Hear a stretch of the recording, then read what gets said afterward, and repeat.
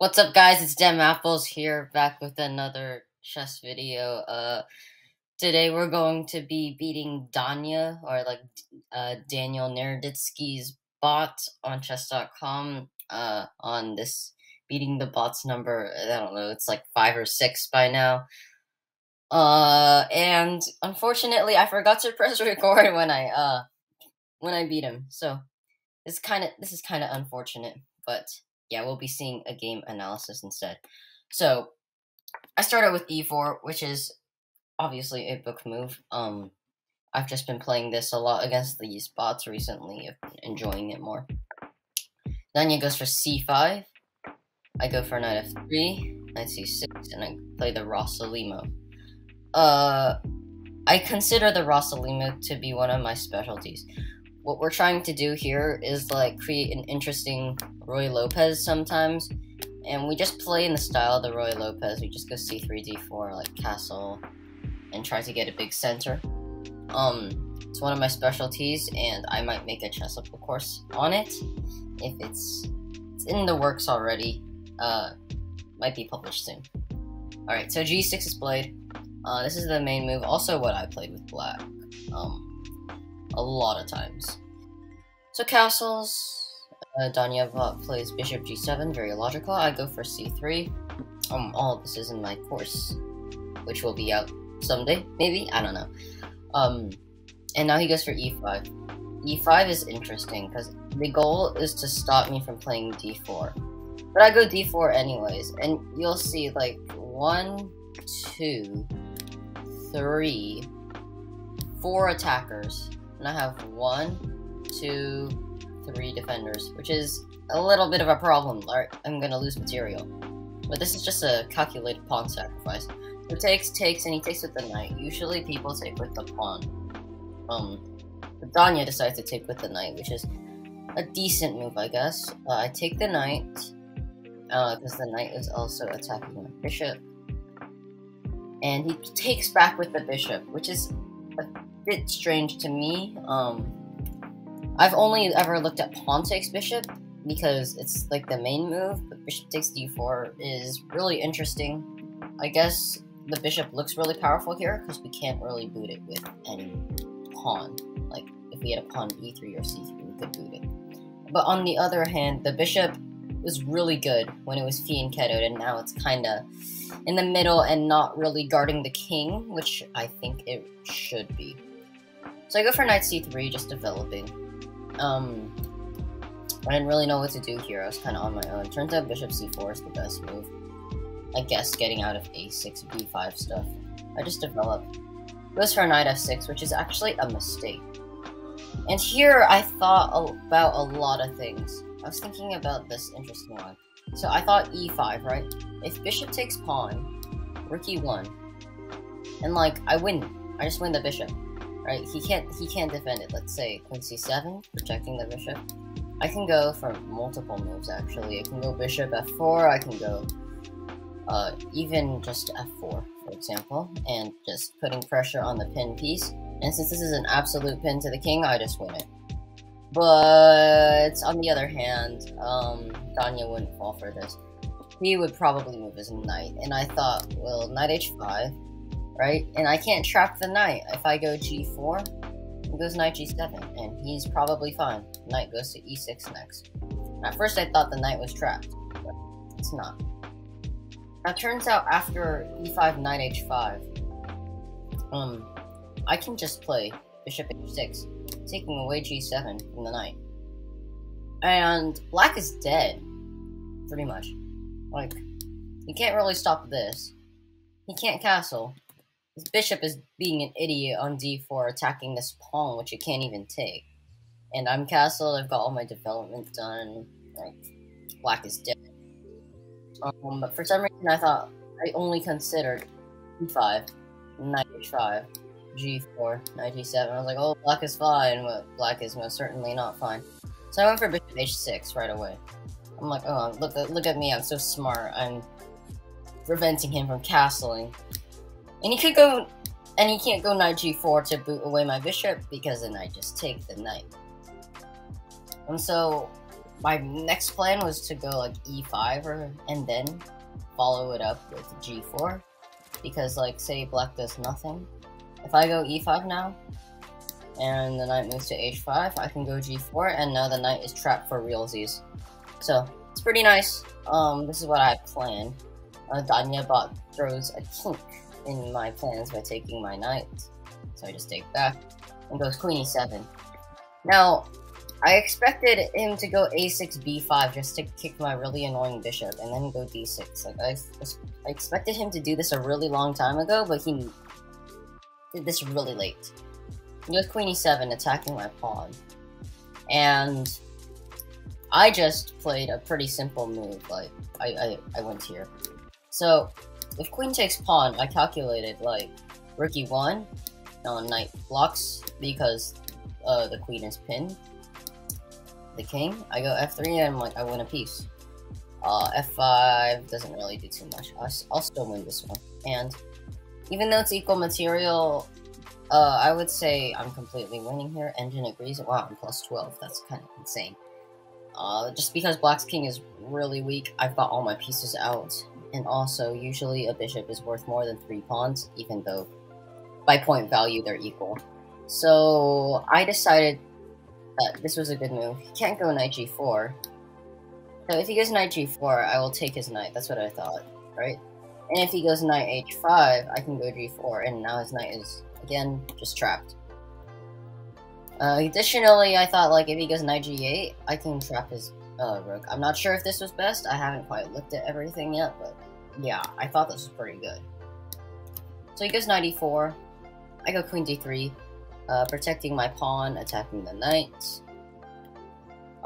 He goes a6. And now I had like a huge debate whether to go for bishop a4 or bishop c4.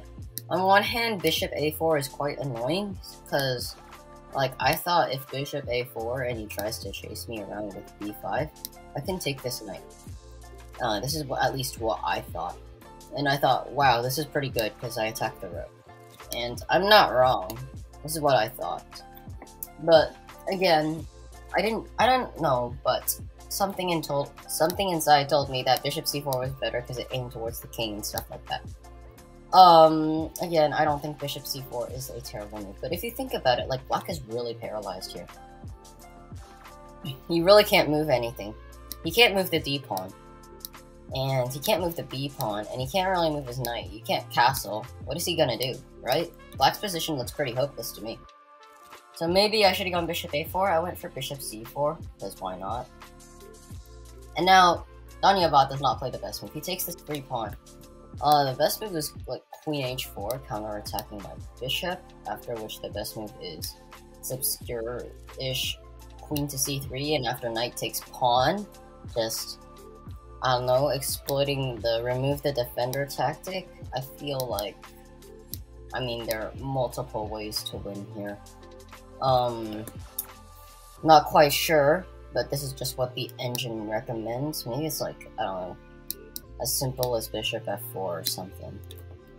But things can't be that simple.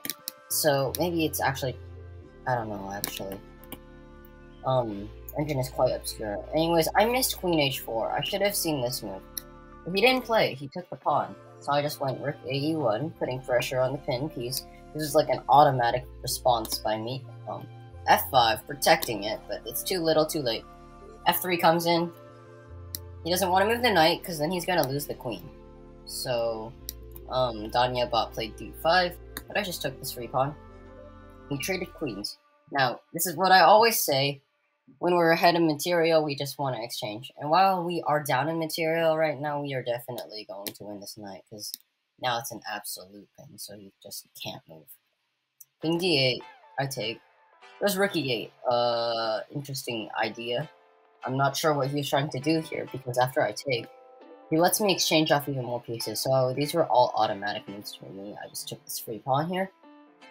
Rook a7, just attacking my bishop, but as you can tell, I'm up 3 points here, and I don't think Danyabot is going to beat me when I'm up 3 points in an endgame, when there's so little material left on the board, and that's why it's so good to exchange pieces when you're up in material. So, Bishop d5, king d7, just like centralizing my bishop. You know, it's really powerful.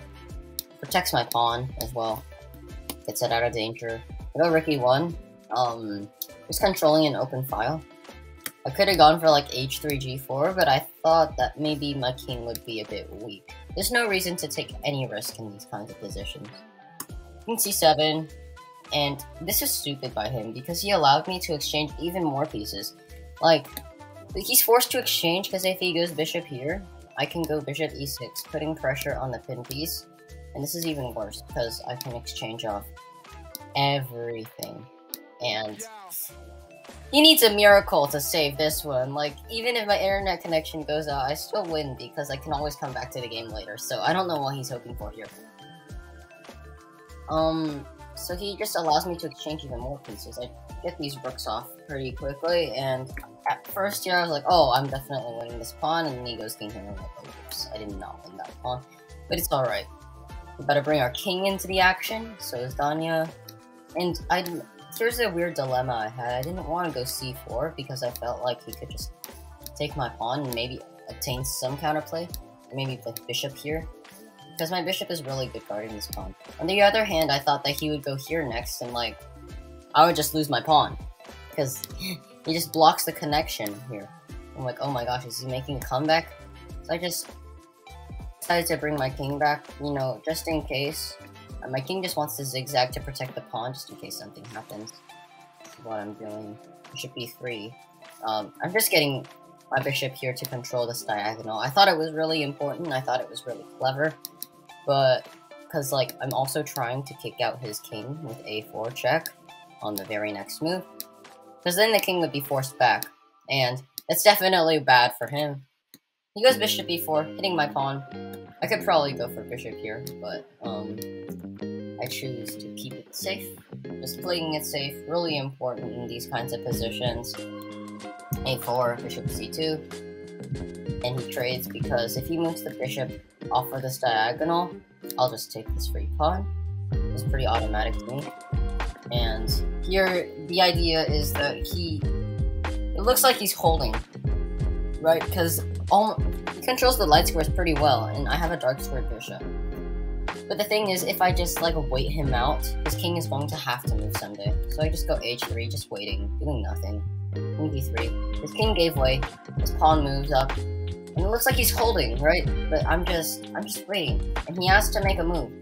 Because he can't go here or here. He's basically in Zugzwang. He can't. He's gonna lose one of the pawns if he goes there. So his king gives way. My king comes in.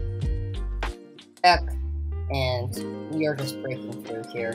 King gets to g5. Well, I go h4 first because there's nothing he can do. Like, why not just play it slowly, you know? We're just gonna go keeping here and here. And importantly, in some situations, this dark square bishop is the same color as this promotion square. Really important in some bishop and pawn games. Say if you removed all these pawns, this would still be a win. But if I had a light square bishop, let's say the bishop were here, like, it might be a draw. So, king here, but luckily my bishop is the correct color, and I just promote my pawn. Not much else to see here. Go here, check. We win all his pawns. Actually, we don't. And here, he goes here, king a2.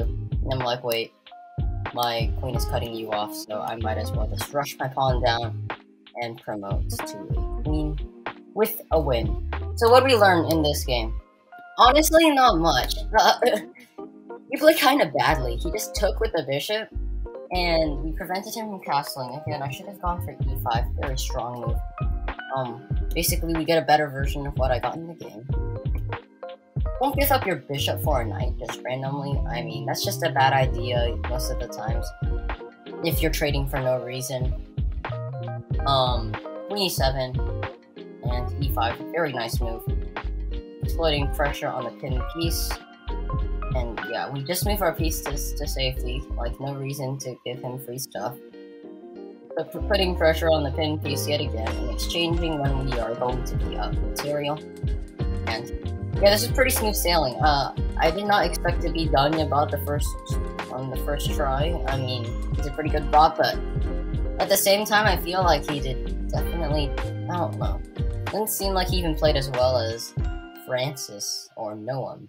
So, I don't know, maybe you can get lucky with Danya Bot. Next video, we're definitely going to be playing against Dingbot. That's going to take a long time to beat. I played Dingbot a couple times before. He's really, really, really good. So again, that video might be more like this one, where I just show a previous game that I played against him.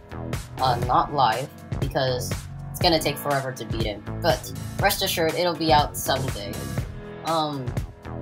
Yeah, thanks for watching. Like and subscribe if you enjoyed, and see you next time.